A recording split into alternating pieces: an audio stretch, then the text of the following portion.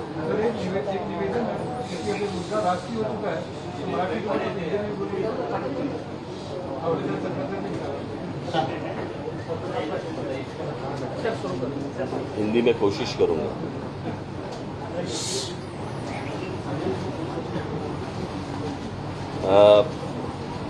आत्ताची पत्रकार परिषद ही मी 6 वाजताची जाहीर केली होती, परंतु काही सूचना या मला असं वाटतं आत्ताच जाणं गरजेचे आहेत, म्हणून मी 6 वाजताची पत्रकार परिषद मी आत्ता 1 वाजता केली।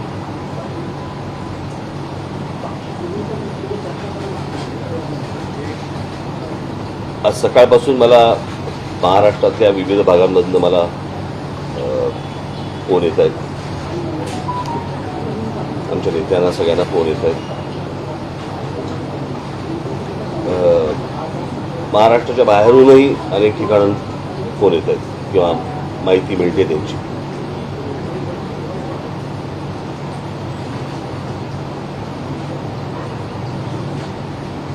पोलिसांचे फोन येत आहेत, पोलीस काही गोष्टी सांगतायत। सर्वसाधारणपणे आता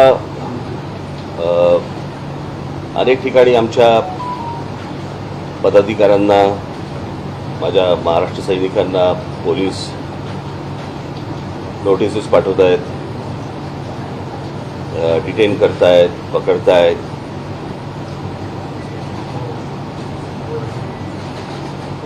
ही गोष्ट फक्त आमच्या बाबतीत का होते एवढाच फक्त आम्हाला प्रश्न आहे। जे कायद्याचं पालन करतायत त्यांना तुम्ही सजा देणार, त्यांना तुम्ही डिटेन करणार, आणि जे कायद्याचं पालन करत नाहीयेत त्यांना तुम्ही मोकळीक देणार। तरी मी आज तुम्हाला एवढं निश्चित सांगेन की जवळपास 90-92% ठिकाणी महाराष्ट्रामध्ये सकाळची अजान झाली नाही। सर्व ठिकाणी आमचे लोक तयारच होते, पण मी खास करून त्या सर्व मशिदींमध्ये जे काही काय चालवणारे जे कोणी मौलवी वगैरे जे कोणी असतील त्यांचे मी खास आभार मानेन की आमचा जो विषय आहे तो विषय त्यांना नीट समजला। तर मला आता मुंबईचा जो रिपोर्ट आलाय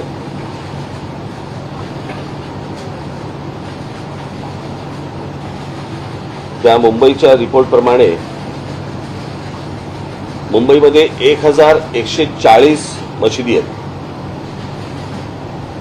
आणि त्याच्यापैकी 135 मशिदींवरती सकाळची अजान 5 वाजायच्या आत लावली गेली।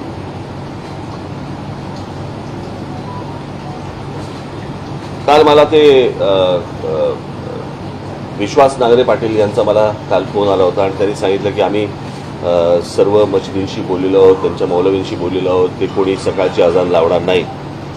मग या ज्या 135 मशिदींवरती जी अजान सकाळी 5च्या आत झाली यांच्यावरती आत्ता राज्य सरकार कोणती कारवाई करणार आहे की फक्त आमच्याच मुलांना उचलणार आहे?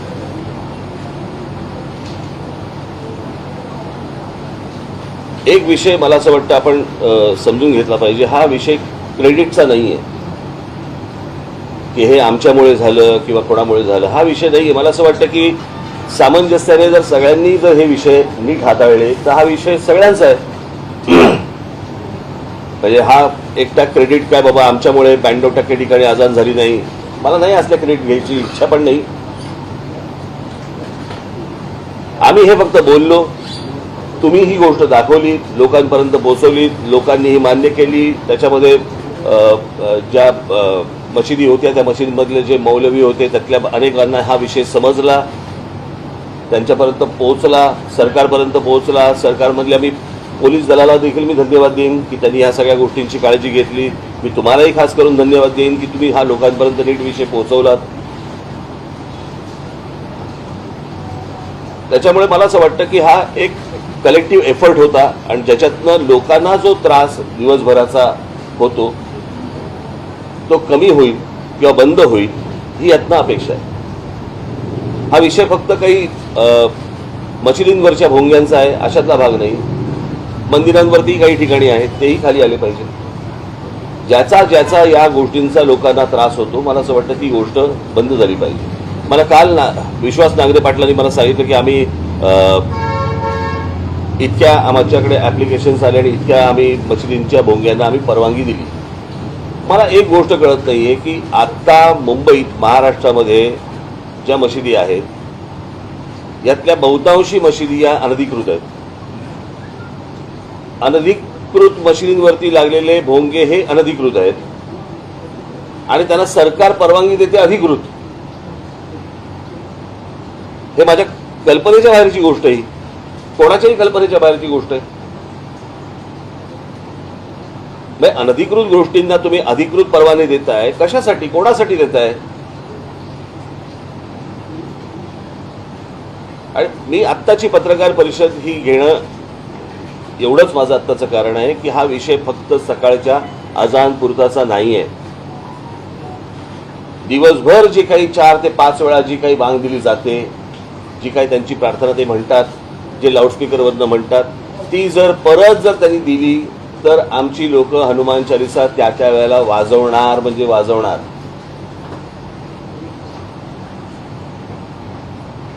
प्रश्न असा आहे की सुप्रीम कोर्टाच्या आदेशाचं पालन जर समजा तुम्हाला करायचं असेल तर सुप्रीम कोर्टाने सांगितलेले डेसिबल्स मी काल माझ्या पत्रामध्ये दिलेले आहेत. साधारणपणे जिकडे लोकवस्ती असते त्या लोकवस्तीमध्ये 45 ते 55 डेसिबल पर्यंत तुम्ही स्पीकर लावू शकता परवानगी घेऊन.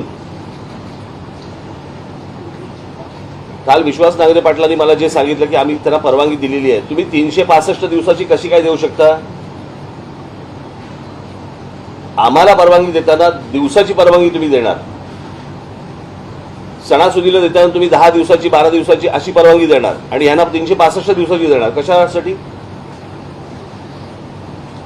आणि मला असं वाटतं ह्यांनी पण रोजच्या रोज परवानगी मागितली पाहिजे, तीही सुप्रीम कोर्टाने सांगितलेल्या डेसिबलच्या नियमात बसून. आता ते जे 45 ते 55 डेसिबल सांगितलंय म्हणजे आपल्या घरचा जो मिक्सर असतो त्या मिक्सरचा जो आवाज येतो तेवढे डेसिबल, याच्यावरती जाता येणार नाही. आता प्रश्न असा आहे, मी सांगितलं होतं की हे पहिले भोंगे खाली उतरवा. पोलिसांना काय एकच धंदा आहे का रोज सकाळी डेसिबल मोजत बसायचं? लोकांनी फक्त एवढीच गोष्ट करत बसायची का की यांचे डेसिबल जास्ती आहे का कमी आहे? तुम्हाला प्रार्थना म्हणायची आहे, तुम्हाला तुमच्या मशिदीमध्ये प्रार्थना म्हणायची आहे, म्हणा. तुम्हाला माईक लागतो कशाला आणि लाऊडस्पीकर लागतो कशाला? कोणाला ऐकवायचंय तुम्हाला? त्याच्यामुळे आमची जी मागणी आहे की ह्याच्यावरचे अनधिकृत हे भोंगे हे खाली उतरले गेले पाहिजेत, उतरवले गेले पाहिजेत. आणि जोपर्यंत हे उतरवले जाणार नाहीत तोपर्यंत आमचं आंदोलन चालू राहणार. हा विषय आंदोलनाचा 1 दिवसाचा विषय नाही आहे, हा कायमचा विषय आहे. जोपर्यंत ह्याचा निर्णय लागत नाही तोपर्यंत हे असंच चालू राहणार. आम्ही जे सांगतोय जे सरकार सांगतोय आम्ही सुप्रीम कोर्टाच्या आदेशाचं पालन करतोय. मग जर करायचं असेल तर पूर्ण करा. यांना जर वाटत असेल की आमचं आज झालंय सगळीकडे बँडो ठिकाणी काही काय अजान झाली नाही म्हणून आम्ही काहीतरी खुश होऊ वगैरे, अजिबात होणार नाही. हे दिवसभरामधल्या ज्या काही बांगा दिल्या जातात त्या देखील त्याच डेसिबलमध्ये लागल्या पाहिजे. त्याच्यापेक्षा जर जास्ती लागल्या गेल्या हनुमान चालीसा चालू राहणार.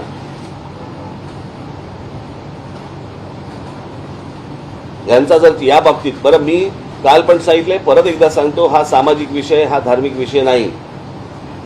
याला जर धार्मिक वळण द्यायचा जर त्यांनी प्रयत्न केला तर त्याला आम्ही धार्मिक वळण देऊ.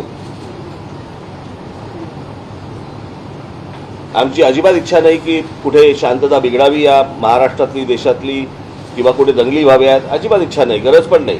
तुमच्या जर लक्षात असेल तर परवा दिवशी माझ्या संभाजीनगरला भाषण चालू असताना ज्या वेळेला तिकडे बांग दिली गेली त्यावेळेला मी हे पोलिसांना सांगितलं.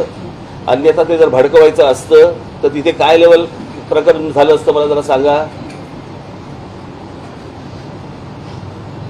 सो आम्ही ही गोष्ट शांततेमध्ये समजून सांगतोय. सरकारनी पण ती गोष्ट ऐकावी, समजून घ्यावी, पोलिसांनी समजून घ्यावी.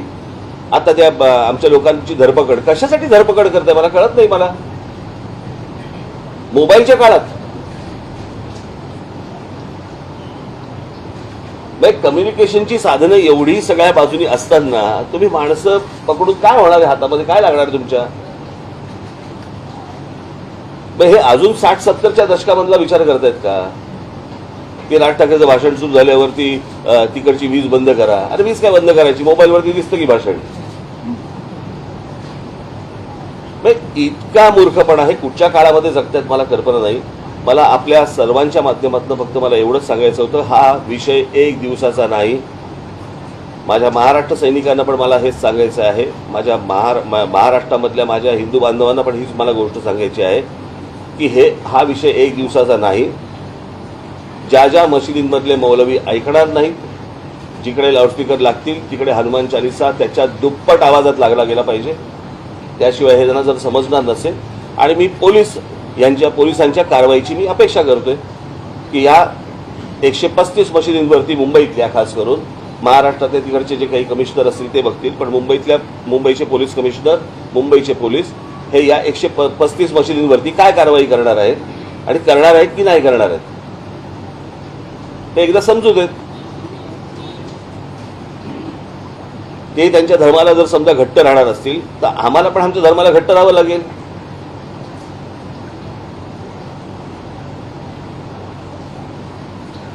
याचा पोलिसांनी विचार करावा, सरकारने विचार करावा. आणि मला असं वाटतं की त्या महाराष्ट्रात शांतता नांदावी, लाऊडस्पीकर बंद व्हावेत. जेव्हा तुम्हाला सणासुदीला लागतायत, काही सभाजना लागतायत, कुठच्या कारणाला लागतायत, आपण समजू शकतो लाऊडस्पीकर. पण 365 दिवस सकाळी उठल्यापासून दिवसभरामध्ये 4-4, 5-5 वेळा तुम्ही जर ऐकवणार असाल तर आम्हाला नाही ऐकायचंय ते. याचा महिलांना, विद्यार्थ्यांना, कोणी आजारी ग्रस्त असतील त्यांना त्या गोष्टींचा त्रास होतो. एवढं पण समजत नाही ह्यांच्यामध्ये. ह्यांचा धर्म मोठा माणुसकीपेक्षा.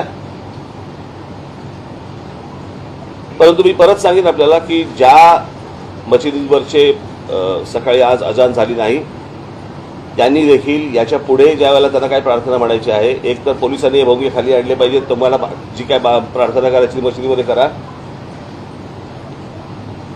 आणि हे आवाज बंद झाले पाहिजे महाराष्ट्रामधले. एवढीच फक्त मी अपेक्षा करतोय. परत एकदा सांगतो, हा विषय एक दिवसाचा नाही. तुम्ही 4 तारीख म्हणून 4 तारीख पकडू नका. हा कायमस्वरूपी राहणार जोपर्यंत विषय निकाली लागत नाही तोपर्यंत. सर, एक प्रकारे तुम्ही हे आंदोलन जे आहे ते तीव्र करताय. म्हणजे एक प्रकारे जोपर्यंत हा मुद्दा सुटत नाही तोपर्यंत तुम्ही हे आंदोलन तीव्र करताय. यामुळे समाज स्वास्थ्य किंवा कायदा सुव्यवस्थेची परिस्थिती याचा विचार त्यांनी करायचा आहे, मी नाही करायचा आहे ना. मी तर सोपं सांगतोय की ही गोष्ट बंद करा म्हणून. तुम्ही मला काय प्रश्न विचारताय? असा एक आरोप केला जातो. प्रश्न आरोप करण्यापेक्षा त्यांना सांगा ना की ही गोष्ट बंद करा. कोणी प्रार्थना तुमची काय धर्माची असेल ती म्हणू नका, हे मी सांगतोय का? मी हे बोलतोय का? नाही. ते म्हणा, तुमच्या मशिदीत म्हणा, तुमच्या घरात म्हणा. खरं तर धर्म हा तुमच्या घरामध्ये असला पाहिजे. देवळामध्ये जातो आपण, नमस्कार करतो, परत येतो. आपण या तिकडे प्रत्येक जण जो जातो तो काय आरती करत बसत नाही. मला असं वाटतं मी तुम्हाला एक बाहेर निरोप दिला होता ना. मी तुम्हाला मगाशी निरोप दिला होता की मला जे बोलायचंय मी आपल्यासमोर येऊन मांडीन. हा काही प्रश्नोत्तराचा तास नव्हे.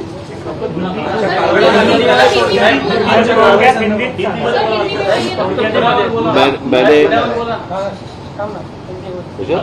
काल गुन्हा दाखल झाला सिटी पोलीस औरंगाबाद हिंदीमध्ये. माझं हिंदी चांगलं नाही रे एवढं.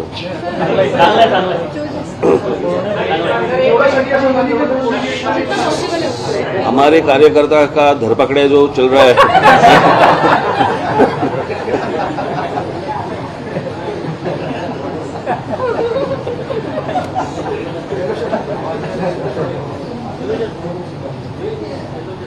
आज 4 तारीख है. 4 तारीख को हम लोगों ने मस्जिदों के ऊपर के जो लाउडस्पीकर है वो बंद करने के लिए सरकार को विनती की थी. और 4 तारीख के बाद हम लोग अगर लाउडस्पीकर चलाए गए तो उसके सामने हम लोग हनुमान चालीसा इस महाराष्ट्र में, देश में लोग चलाएंगे, लाउडस्पीकर के ऊपर चलाएंगे. ये हम लोगों ने कहा था. उसके हिसाब से अगर महाराष्ट्र में आज का मुझे जो समझ आया है, जो सुबह मुझे बताया गया, उसके हिसाब से कुछ 1400 या 1500 कुछ मस्जिदें हैं. और उसके ऊपर से 135 मस्जिदों के ऊपर सुबह 5 बजे के पहले जो सुप्रीम कोर्ट ने जो बताया वो नियम तोड़कर 135 मस्जिदों के ऊपर सुबह अजान लगाई गई लाउड स्पीकर के ऊपर। मैं पूछ रहा हूं महाराष्ट्र की पुलिस को, इन 135 मस्जिदों के ऊपर आप कौन सी कार्रवाई करने वाले हैं? आप हमारे कार्यकर्ताओं को पकड़ रहे हैं और इनके ऊपर कौन सी कार्रवाई कर रहे हैं? आपको मैं बता दूं कि ये एक दिन का आंदोलन नहीं है, ये जारी रहेगा। और इसके बाद भी जहां जहां पे ये जो सुप्रीम कोर्ट ने डेसिबल का जो नियम बताया है, मैंने आपको बताया कि सुप्रीम कोर्ट ने जो बताया है कि 45 से 55 तक डेसिबल होना चाहिए लाउड स्पीकर का। 45 से 55 डेसिबल का लाउड स्पीकर होना चाहिए। इसका मतलब है हमारे घर में हम लोग जो मिक्सर लगाते हैं, ग्राइंडर मिक्सर जो लगाते हैं, उसका जो आवाज़ रहता है उतना आवाज़। अगर इसके आगे जाएंगे तो उनके ऊपर कार्रवाई होनी चाहिए, ये सुप्रीम कोर्ट ने कहा है। मैं देख रहा हूँ कि कार्रवाई हो रही है या नहीं हो रही है, होगी या नहीं होगी, या सिर्फ हमारे ऊपर होगी। हम इस देश में महाराष्ट्र में शांतता चाहते हैं, कोई दंगा फसाद नहीं चाहते। हम सिर्फ चाहते हैं कि जैसे मस्जिदों के ऊपर है, अगर इलीगली अगर मंदिरों के ऊपर भी होगा वो भी निकालो आप। ये विषय सामाजिक है, ये धार्मिक विषय नहीं है, ये पहले समझ लो आप। और उसके हिसाब से मुझे लगता है किसी भी सरकार को इस देश में, किसी भी राज्य सरकार को या वहाँ की पुलिस को इस तरह की एक्शन उनको लेनी चाहिए। अगर आप सुप्रीम कोर्ट का अगर आप कंटेम्प्ट ऑफ कोर्ट कर रहे हो तो सुप्रीम कोर्ट इसके आगे क्या करने वाली है ये भी मुझे देखना है।